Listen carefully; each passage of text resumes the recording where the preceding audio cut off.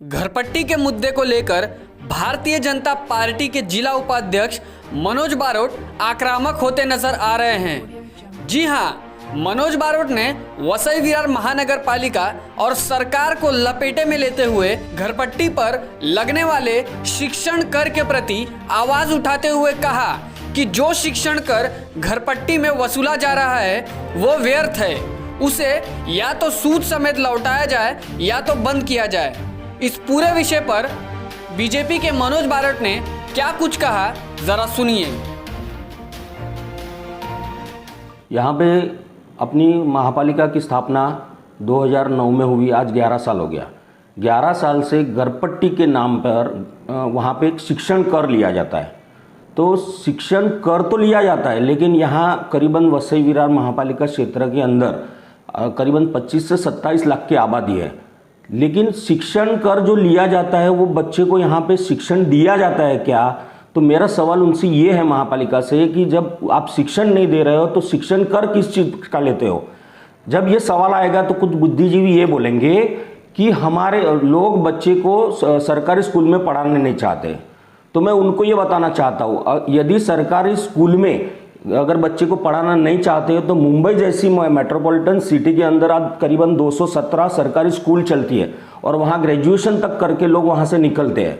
तो अगर सरकारी स्कूल में नहीं पढ़ाते तो वो कहाँ से चलती थी वो स्कूल? दूसरा विषय, यहाँ पे कुछ जो है गुमराह करने वाले हैं, वो आपको शायद ये भी बताएंगे कि हम जो शिक्षण कर ले रहे हैं हमारे पास नहीं रहता है, वो राज्य सरकार के पास जाता है। तो मैं उन्हें भी बताना चाहता हूँ कि किसी को गुमराह मत करना। जैसे कि हम इनकम टैक्स भरते हैं, हम जीएसटी भरते हैं, तो वो सेंट्रल गवर्नमेंट के पास जाती है। वहाँ का शासन प्रशासन जो होता है या जनप्रतिनिधि होता है वो वहाँ सेंट्रल से वो अपना हक मंगा के लेते हैं और वहाँ का अपने क्षेत्र का विकास का काम करने का काम करते हैं।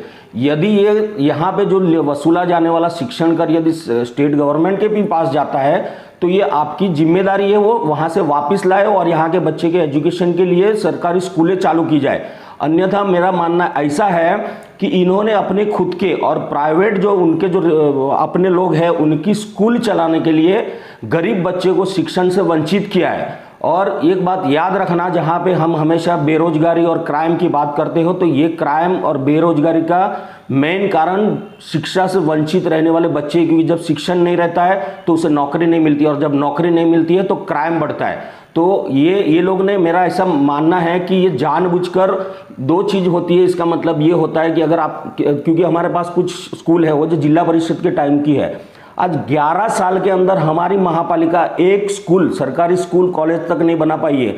मतलब आप ये कहना चाहते हो कि या तो आपको पढ़ना है तो 7वीं तक जो जिला परिषद की स्कूल है उसके अंदर पढ़िए, और यदि पढ़ना चाहते हो उससे भी आगे तो हमारी स्कूल जो है उसके अंदर, हमारी जो प्राइवेट स्कूल है उसके अंदर तगड़ा फीस भर के हमारा व्यवसाय बढ़ाने के लिए आप एजुकेशन लीजिए।